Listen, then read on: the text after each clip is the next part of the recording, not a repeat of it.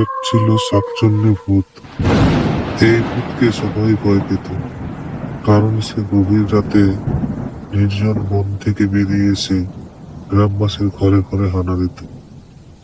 লোকবিহীন অনুসারে শাকচুন্নি হলো এমন এক আত্মা যা জীবন দশায় প্রচুর কষ্ট পেয়েছিল। তার মৃত্যুর পরেই কষ্টের কারণেই সে ভূত হয়ে ফিরে। একদিন গ্রামের মোড়লের মেয়ে সন্ধ্যার পর হঠাৎ বনে হারিয়ে গেল।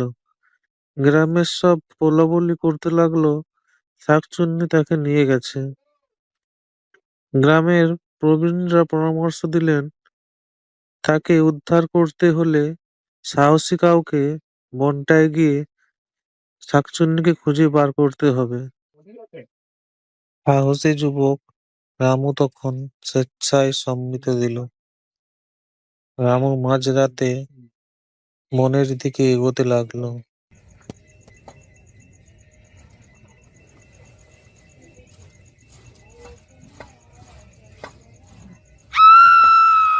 গা ছমছমে পরিবেশ, বাতাসে অদ্ভুত গন্ধ।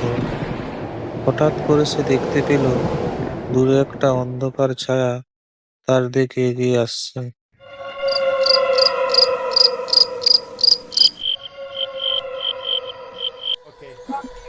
কাছে আসতে রামু বুঝতে পারলো এটাই সেই শাকচুন্নি। রামু শাকচুন্নির দিকে মশাল ধরে বলল, তুমি কেন আমাদের গ্রামে তাণ্ডব চালাও? আমি জীবদ্দশায় অনেক যন্ত্রণা সহ্য করেছি, তাই ওই কষ্টের প্রতিশোধ নিতে এসেছি।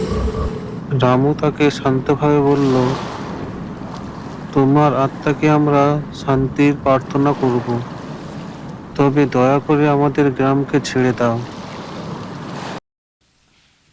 এই প্রার্থনার কথা শুনে শাকচুন্নি কিছুটা নরম হয়ে যায়।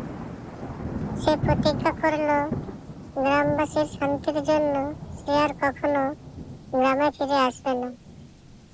এরপর থেকে আর কখনোই শাকচুন্নিকে এই গ্রামে দেখা যায়নি।